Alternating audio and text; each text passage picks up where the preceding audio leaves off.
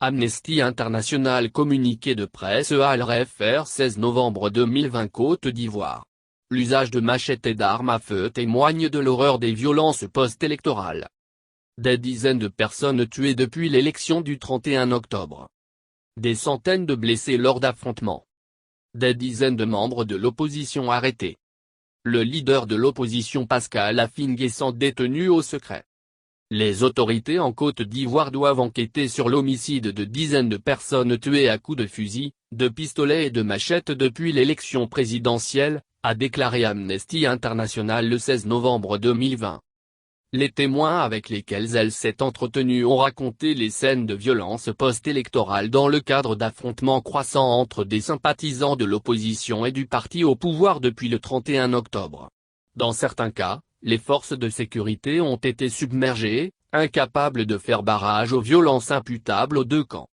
Nous demandons aux autorités ivoiriennes d'enquêter sur ces violences sanglantes et de traduire les responsables présumés de ces agissements en justice.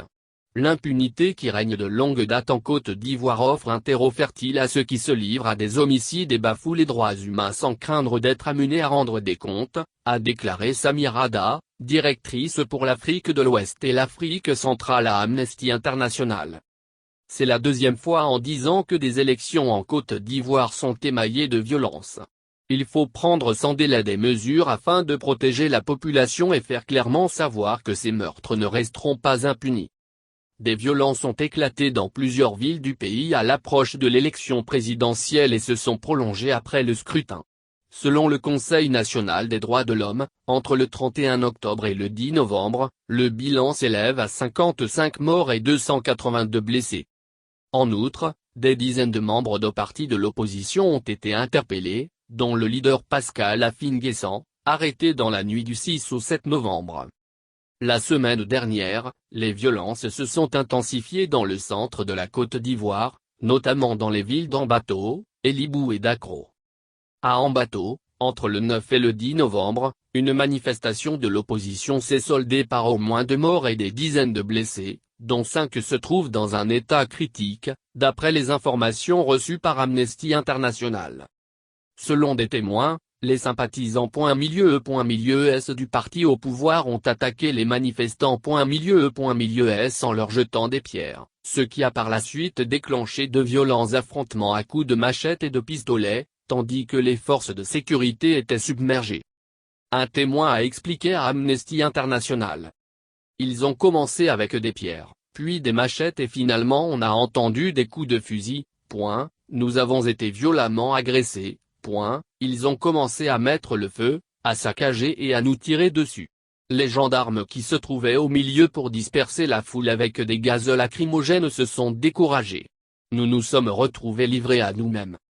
Selon un autre témoin, au moins 24 personnes ont été blessées par arme à feu les 9 et 10 novembre.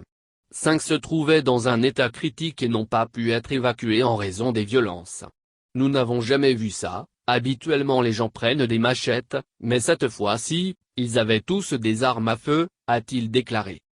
Par ailleurs, Amnesty International a constaté l'arrestation de dizaines de membres de l'opposition en marge de l'élection, après que l'opposition a appelé à la désobéissance civile, a boycotté le scrutin, a créé un Conseil national de transition et a rejeté la réélection du président Alassane Ouattara. Le leader de l'opposition Pascal Affi-N'Guessan a été arrêté dans la nuit du 6 novembre et détenu au secret jusqu'au 9 novembre. Durant ces quelques jours, il n'a pas pu communiquer avec sa famille ni son avocat. Pascal Affi-N'Guessan a affirmé qu'il n'avait pas vu la lumière du jour pendant 60 heures. Il est visé par 30 chefs d'accusation, notamment attaques et complots contre l'autorité de l'État, assassinat et actes de terrorisme. Son avocat n'a réussi à le voir que lors de sa comparution devant le juge le 9 novembre. Depuis, ni son avocat ni sa famille n'ont pu entrer en contact avec lui. Il est pour l'instant impossible de confirmer le lieu où se trouve Pascal Affi-N'Guessan. Les autorités doivent lui permettre de communiquer avec son avocat. Le 3 novembre, 21 personnes ont été arrêtées de manière arbitraire au domicile du leader de l'opposition Henri Konan Bédié. 5 se trouvent toujours en détention. Il s'agit de Mriss Guy Kahué, numéro 2 du Parti démocratique de Côte d'Ivoire, PDC, des sénateurs Serigne Nguessan et Bassi Kofi Bernard, et de Narcisse Ndri Kouadio, directeur de cabinet d'Henri Konan Bédié. Ils ont à répondre de 16 chefs d'inculpation, notamment d'attaques et complots contre l'autorité de l'État. Les forces de sécurité sont toujours postées autour des domiciles de l'ancien ministre Hubert Ouleye et de Pascal Affi-N'Guessan, et personne ne peut y entrer ni en sortir. Amnesty International estime qu'il s'agit d'une restriction arbitraire du droit de circuler librement de toutes les personnes se trouvant à l'intérieur de ces bâtiments. Cette vague d'arrestations d'opposants .S politique fait suite à une autre série d'arrestations un peu plus tôt cette année. En août, Amnesty International a signalé une vague d'arrestations visant des dissidents .S politique. Entre le 13 août et le 25 octobre, au moins 41 personnes ont été interpellées à Abidjan, Korogo, Toumoudi et Alpes pendant qu'elles manifestaient ou après avoir appelé à manifester. Il s'agit entre autres de 5 membres du parti d'opposition GPS, arrêtés le 13 août alors qu'ils se rendaient à une manifestation, et de Pulchéry Edith Ballet, coordinatrice de l'ONG Alternative Citoyenne, ACI, interpellée le 15 août à l'hôtel où elle était descendue avec 2 collègues après avoir appelé la population à manifester contre un 3e mandat d'Alassane Ouattara. La répression croissante visant les leaders de l'opposition et les détracteurs du gouvernement constitue une offensive contre les droits humains. Les autorités ivoiriennes doivent rétablir le droit de circuler librement des personnes se trouvant au domicile des leaders de l'opposition en mettant fin à la mission des forces de sécurité qui y sont stationnées, a déclaré Samir Rada. Elles doivent libérer immédiatement et sans condition Pascal Affi-N'Guessan et toutes les personnes détenues uniquement pour avoir exercé leurs droits fondamentaux.